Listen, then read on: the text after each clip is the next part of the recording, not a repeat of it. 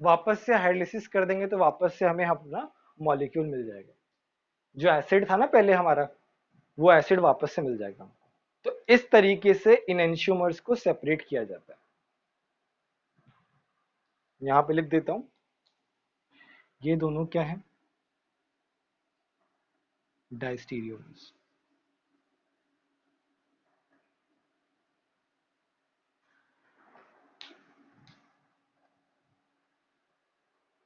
बोलो रेजोल्यूशन समझ में आया कि नहीं है? हाँ हाँ बोलो।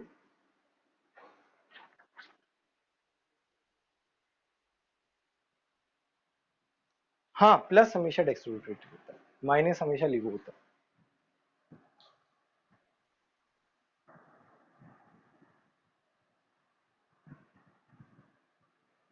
और किसी को कोई डाउट? आगे बढ़े हम।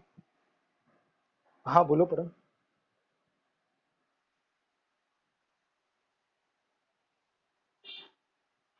हाँ हाँ, ऑप्टिकली एक्टिव होंगे यार, ऑप्टिकली एक्टिव है तभी हम कुछ कह पा रहे हैं।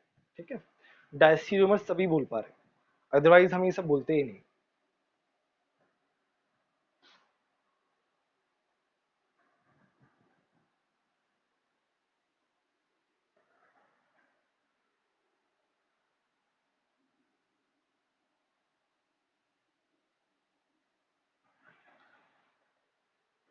नेक्स्ट है तुम्हारा इन्वर्टोमेरिज्म और अमाइन इन्वर्जन। आई थिंक ये थोड़ा बहुत तुमने पहले से पढ़ा होगा।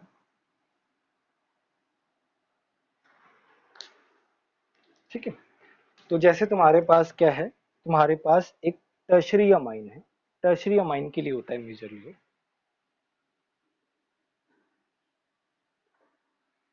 यहाँ पे मेरा R1 है, R2 है, R3 है। अब देखो बताओ, ये ऑप्टिकली एक्टिव है या नहीं है, ये बताओ, ये ऑप्टिकली एक्टिव है या नहीं है? ठीक है, तो tertiary amines were thought to be optically active in the starting, but बाद में देखा गया कि वो ऑप्टिकली एक्टिव नहीं होता। उसका रीजन फाइंड आउट किया गया कि इसमें क्या होता है कि तुम्हारा फ्लिपिंग होता है। इसमें फ्लिपिंग होने की वजह से ये कन्वर्ट होता है इसमें एन R1 R2 R3। ये क्या है, ये ऐसा है, ये ऐसा होगा, और ये ऐसा जो है ना, ये आपस में जो है इंटरकन्वर्टिबल है। जैसे रेजोनेंस होता है, रेजोनेंस में क्या होता है, इलेक्ट्रॉन जो है वो घूमते रहते हैं, आपस में इंटरकन्वर्टिबल स्ट्रक्चर्स होते हैं। यहाँ पे भी क्या है, फ्लिपिंग होती रहती है और ये आपस में एक दूसरे में कन्वर्ट होते रहते हैं। तो कन्वर्ट होते रहते हैं और वो प्रोसेस बहुत फास्ट होता है, जिसकी वजह से हमें ऐसे लगता है।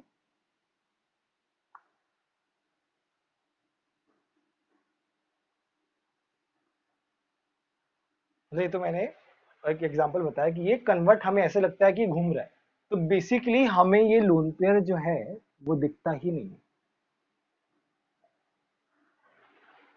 क्योंकि ये आपस में कन्वर्ट होते रहता है ना।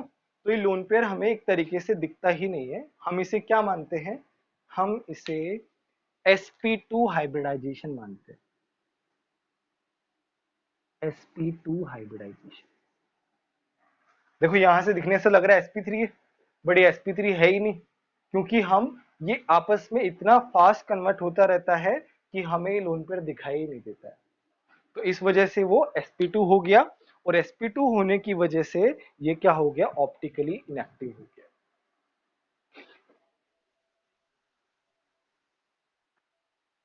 नहीं तो देखो, यहाँ पे मैंने दो इसीलिए बनाए, बट इन दो का कुछ वो नहीं है, रिलेवेंस नहीं है एक तरीके से।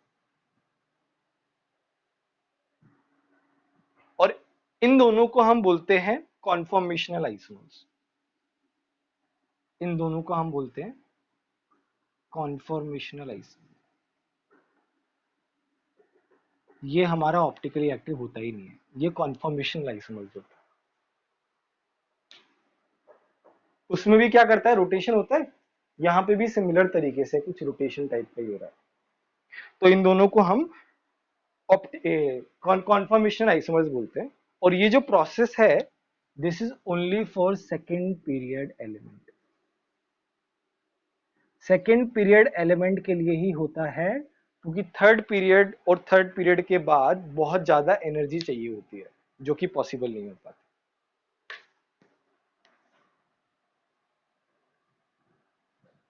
जैसे सल्फर हुआ, सल्फर में नहीं होगा।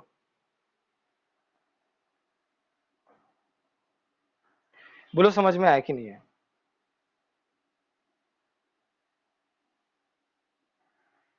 ठीक है, अब हम कुछ एग्जांपल लेते हैं।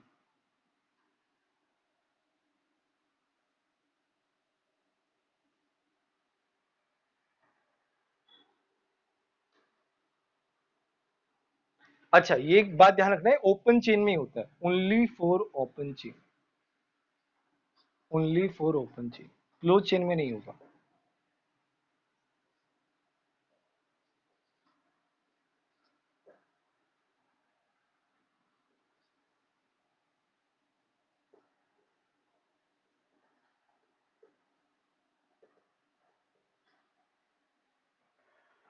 तुम्हें बताना है कि ऑप्टिकली एक्टिव है नहीं। Find out whether they are optically active और नॉट।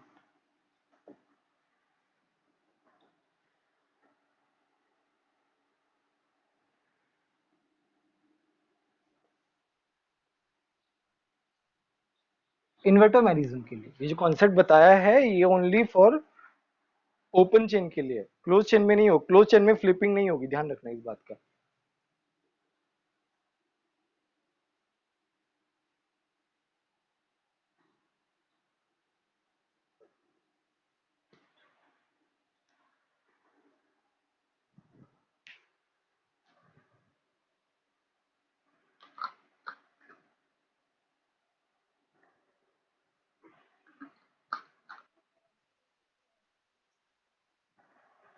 एसएस लगा दिया मैंने डिफर बनाने के लिए, डिफरेंट बनाने के लिए।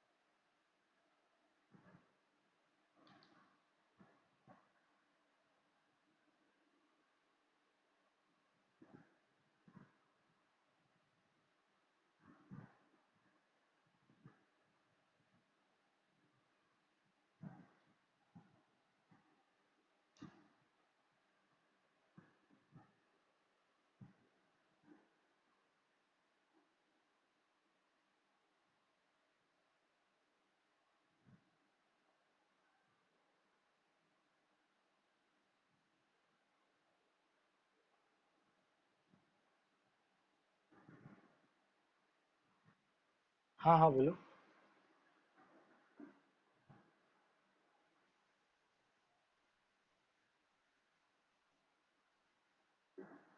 sp2 ऑप्टिकली एक्टिव होता है क्या? sp2 कभी भी ऑप्टिकली एक्टिव नहीं होता। sp2 प्लेनर होता है, और जो प्लेनर होते हैं, प्लेनर कभी भी ऑप्टिकली एक्टिव नहीं होते।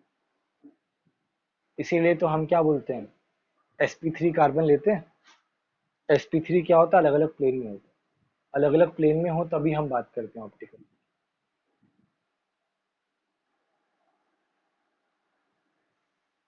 हो गया चारों?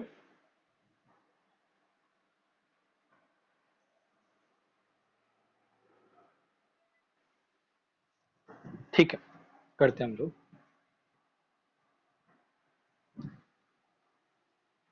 तो देखो, ये क्या है, इधर जाने पे डिफरेंट है, इधर भी डिफरेंट है, इधर भी डिफरेंट है, और ये लोन पेयर भी डिफरेंट है। और क्लोज चेन है, क्लोज चेन में इन्वर्टोमेरिज्म नहीं होगा, तो ये क्या होगा, ऑप्टिकली एक्टिव होगा। ठीक है। अच्छा बताओ, ये होगा कि नहीं होगा, ये वाला एग्जाम्पल।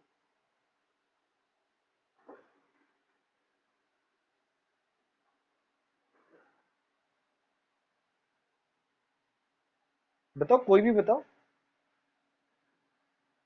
परम, जेठाराम। ये सेकंड वाला होगा या नहीं होगा? अरे, ये वाला, ये तुम्हारा क्या है ना, SP3 है। उसी से कायरल से पता चला।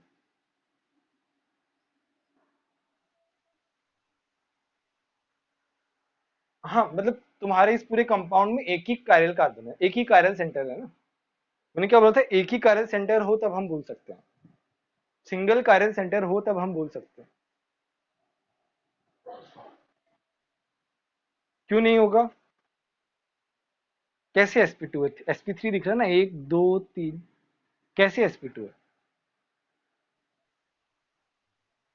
Very good, very good, very good. बताया था मैंने, ऑर्गेनिक में बताया था। ये क्या जा रहा है, रेजोनेंस में जा रहा है।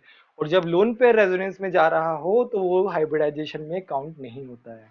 तो इसका हाइब्रिडाइजेशन क्या है? sp2। ये क्या होगा? Optically inactive. यहां बात करते हैं। तो ये कायरल सेंटर है, ये कायरल सेंटर है। यहाँ पे हम ऑप्टिकली एक्टिव इन सब की बात नहीं करेंगे, क्योंकि यहाँ पे दो कायरल सेंटर है, वो अभी हमने पढ़ा नहीं है। ठीक है। तो दो कायरल सेंटर आ जाए तब हम, तब उसके लिए कुछ और रूल्स होते हैं ऑप्टिकली एक्टिव देखने के लिए। वो रूल्स हम बाद में पढ़ेंगे। तो हम केवल कायरल सेंटर बस मार्क कर दे रहे हैं, दोनों के दोनों। अच्छा बताओ, ये होगा कि नहीं होगा? होगा। ये क्या होगा? ऑप्टिकली एक्टिव होगा। सल्फर है, सल्फर में पॉसिबल है कि उसमें फ्लिपिंग नहीं होती है। बोलो क्लियर है कि नहीं है? हाँ बोलो पर।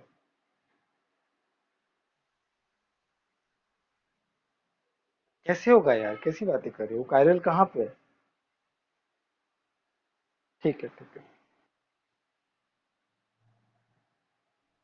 हाँ हाँ बोलो।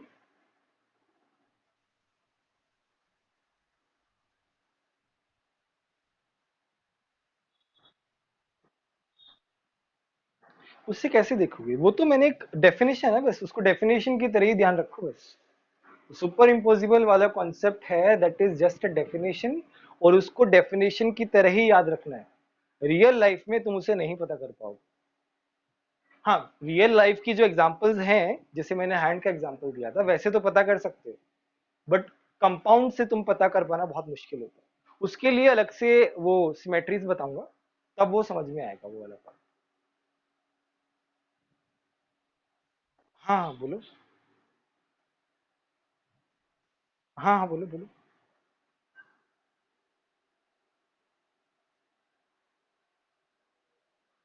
बोलो तो सही।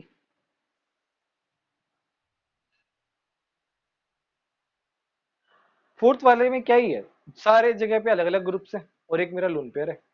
सल्फर जो है, जो सेंटर वाला है, वो क्या है? वो कायरल हो गया ना। चारों अलग अलग ग्रुप है वहां पे।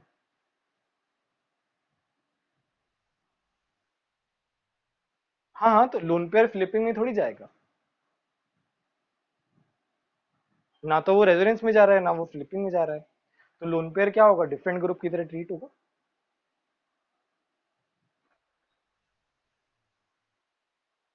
ठीक है। हाँ हाँ बोलो।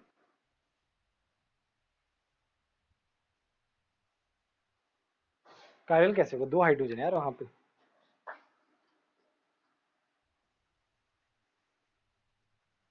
ये वाला, ये वाला sp2 कार्बन है यार।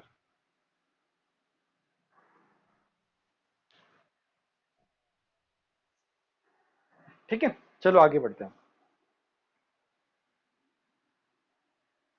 हाँ, किसी को स्क्रीनशॉट लेना हो तो ले लो।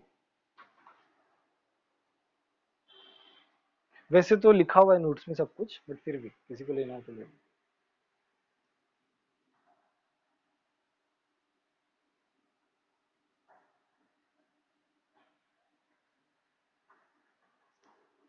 अच्छा, अभी हम पढ़ते हैं।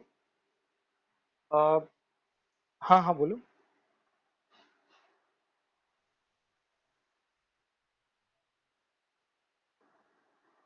हाँ हाँ।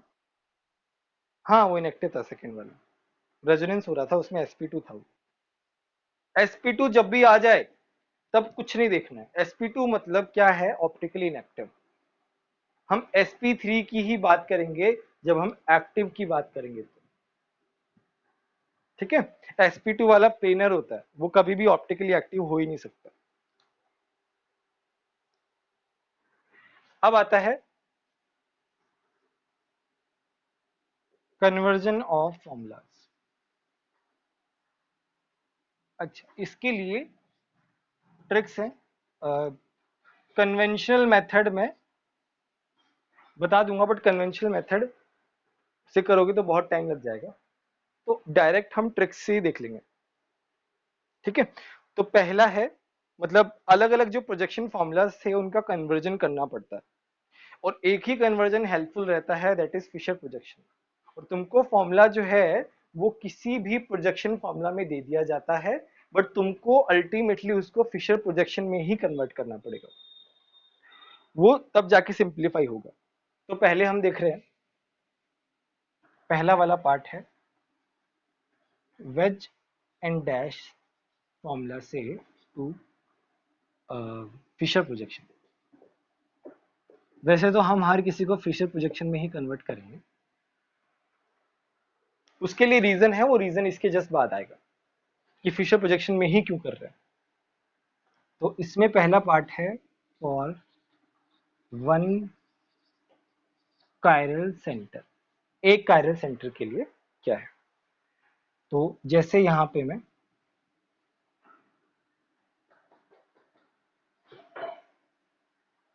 चलो मैं इसको ए लेता हूं, इसको बी, इसको सी, इसको डी, ठीक है। ये वेज डैश फॉर्मूला है। तो इसके लिए रूल क्या है, इसके लिए रूल है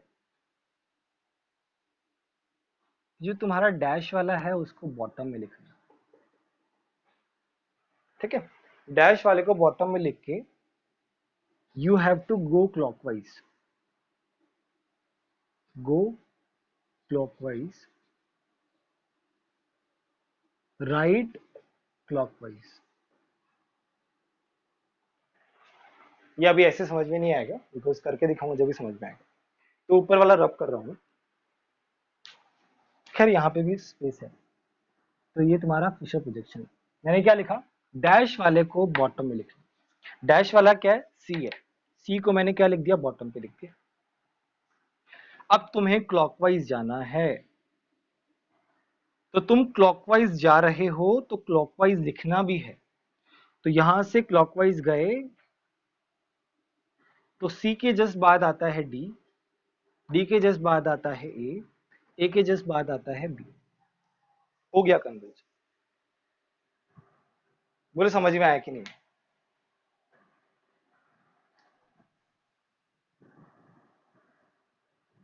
बोलो समझ में आया कि नहीं आया, किसी को डाउट है तो बताओ। सिंपल सा ट्रिक है। अब तुम एक इसका एग्जाम्पल भी कर लो तो तुम्हारा क्या हो जाएगा, पक्का हो जाएगा। मैं एग्जाम्पल दे रहा हूं, फटाफट करना, टाइम हमारे पास बहुत कम है।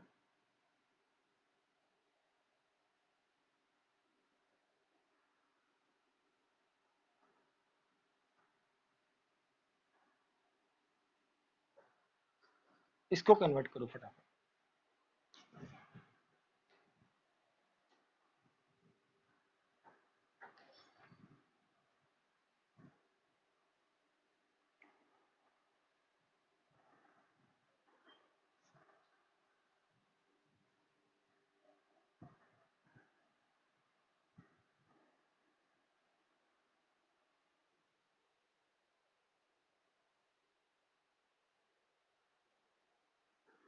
हो गया,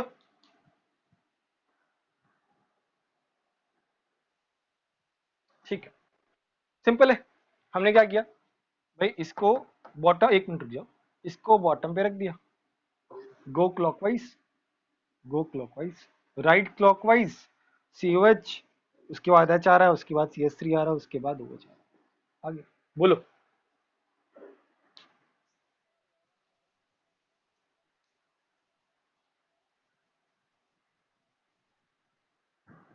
हाँ भाई खैर यहाँ तो दिख रहा है, ठीक है, यहाँ दिख रहा है। जब क्वेश्चन पूछेंगे ना तब डिफर होगा। ये मैं एकदम सिंपल वाला केस ले रहा हूँ। तो जब तुम एक्चुअल क्वेश्चन आएगा ना, तब उसमें इतना सिंपल तरीके से नहीं देगा, उसकी प्रैक्टिस भी करेंगे हम, डोंट वरी। पहले अभी रूल सीख लेते हैं सारे के सारे।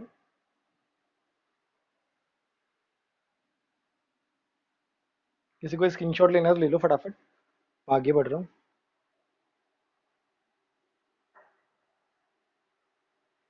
अब आता है टू कायरल सेंटर के लिए।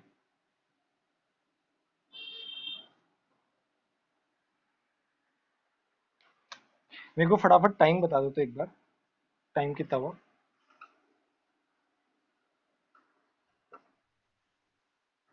5 हुआ। तो तुम्हारे पास है CH3 HCOH, यहाँ पे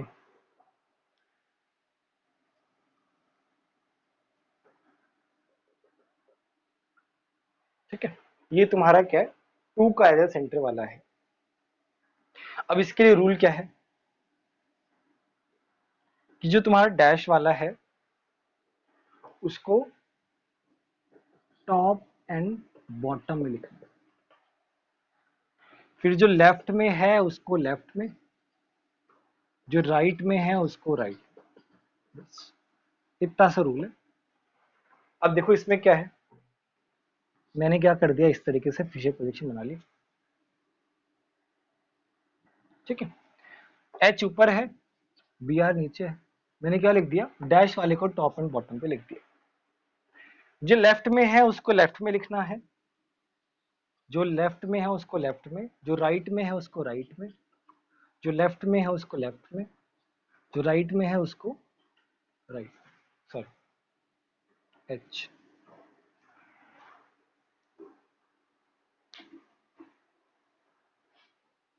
बोलो समझ में आया कि नहीं है? सिंपल है।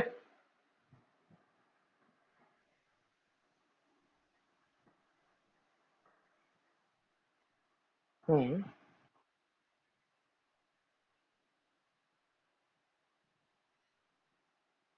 वो किसी भी साइड पे हो सकता है, वो किसी भी साइड पे हो सकता है।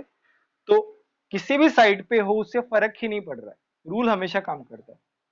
इसीलिए तो ट्रिक्स में आता है ये कन्वेंशनल मेथड नहीं है, ये कन्वेंशनल मेथड अलग है, वो भी बताऊंगा बाद में। ठीक है, इसमें अब ऐसा है, जैसे मान लो मैंने एक दूसरे फॉर्मेट में लिख दिया, तो मैंने वर्टिकल फॉर्मेट में लिखा, हो सकता है कि वेज डैश वाला वो हॉरिजॉन्टल फॉर्मेट में दे दे। तो यहाँ पे तुम्हारा बी आर है, यहाँ पे तुम्हारा CH3, यहाँ पे तुम्हारा H, यहाँ तुम्हारा ET है,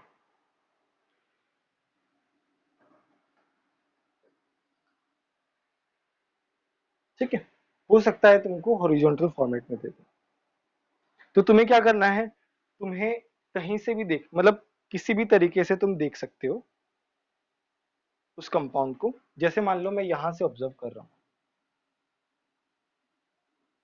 ठीक है, मैं यहां से ऑब्जर्व कर रहा हूँ, तो मेरे लिए ये क्या हो गया, ये वर्टिकल लाइन हो गई जब मैं वहां से दिख रहा हूँ तो। ठीक है, तो अब मैं कैसे बनाऊंगा कि भाई ये वाला एच टॉप पे आएगा, ये वाला एच बॉटम पे आएगा। तो यहां से देख रहा हूं तो ये वाला पार्ट क्या है, बॉटम वाला पार्ट है, ये वाला पार्ट क्या है, टॉप वाला पार्ट है।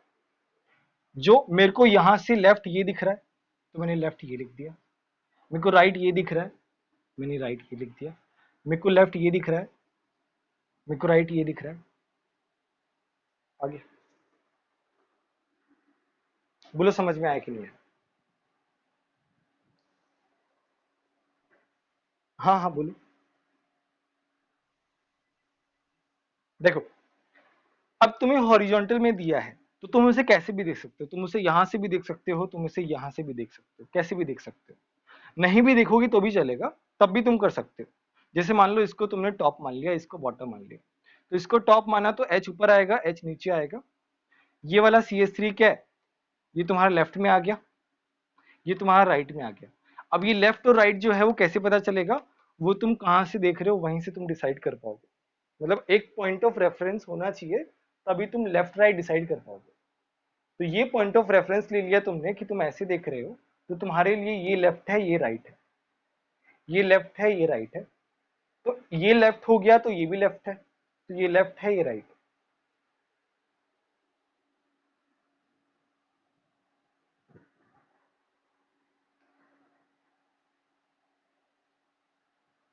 और अगर हम मान लो ये वाला पॉइंट ऑफ रेफरेंस ले ले,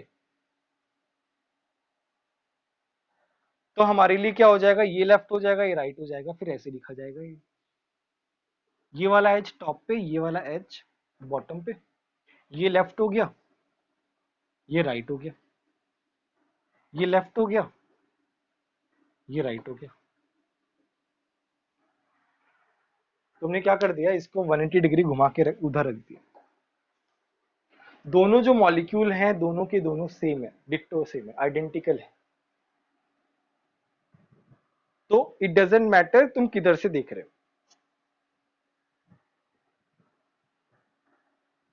बोलो बात समझ में आई कि नहीं है? गौरव समझ में आया कि नहीं है? ठीक है।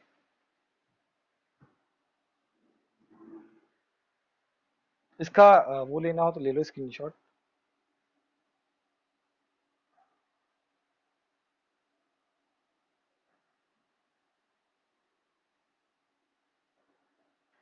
ठीक है, अब हम बात करते हैं दूसरे प्रोजेक्शन फॉर्मूला की। वेजन डैश हो गया। अभी हमारा आता है न्यूमैन टू फिशर।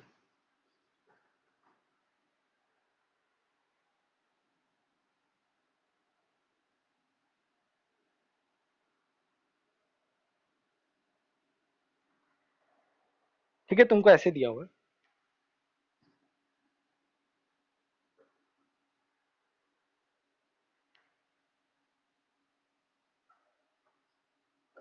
ठीक है।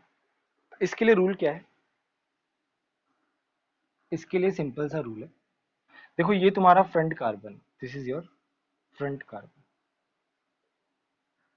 तो तुम्हें फ्रंट कार्बन को हमेशा बॉटम पे लेके आना, दूसरा वाला जो कार्बन होता है ना उसमें लेके आना। और फिर तुम्हें जाना है लेफ्ट राइट बॉटम। इसका मतलब समझाऊंगा तब समझ में आएगा। ठीक है, ये सिंपल सा रूल है, लेफ्ट राइट बॉटम। तो देखो तुमने ये फिशर प्रोजेक्शन बनाया, फ्रंट वाले को, ये तुम्हारा फ्रंट कार्बन, इसको मैं स्टार बोल देता हूँ ना, यहाँ पे ये स्टार है क्योंकि फ्रंट वाले को बॉटम पे बनाना है। अब देखो लेफ्ट वाले को लेफ्ट में लिखना है, ध्यान रखना। जैसे तुम क्लॉकवाइज जा रहे हो, यहाँ पे तुम क्या जा रहे हो, क्लॉकवाइज जा रहे हो। तो लेफ्ट इधर जो आए उसको लेफ्ट में लिखना है, इधर जो आए उसको राइट में लिखना है, इधर जो आए उसको बॉटम पे लिखना है। कैसे, इधर जो आया उसको लेफ्ट में लिखना है, इधर जो आया क्लॉकवाइज गए तुम, इधर जो आया उसको राइट में लिखना है। सॉरी यहाँ पे सीएल, उसको राइट में लिखना है, और इधर जो आया उसको बॉटम पे लिखना है। पहले बताओ ये वाला पार्ट समझ में आया कि नहीं आया? क्लॉकवाइज जाओ, लेफ्ट राइट बॉटम।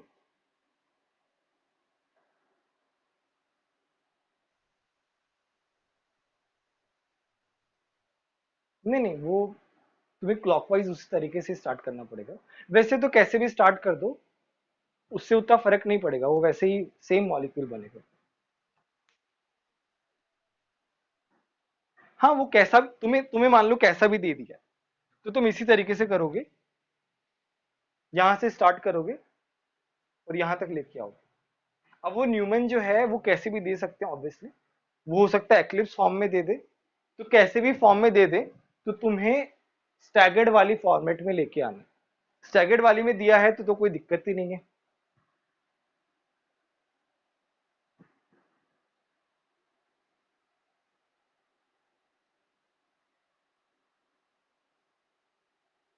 वैसे एक्लिप्स में भी दिया होगा तब भी उतना फर्क पड़ेगा नहीं, लेफ्ट राइट बॉटम जो है ना वो सेम ही आएगा। हाँ हाँ बोलो।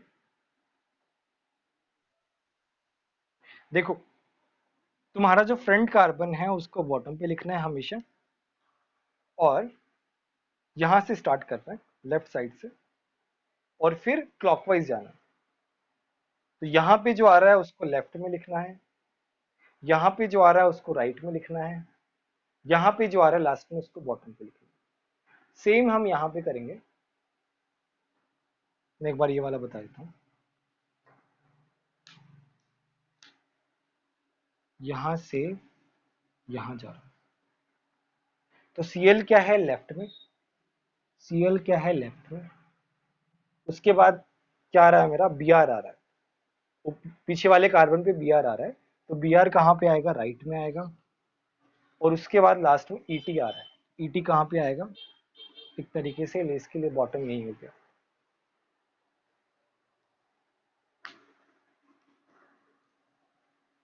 खुद से करके देखो तब समझ में आएगा, एक बार ये वाला एग्जांपल खुद से करके देखो तब अच्छे समझ में आएगा।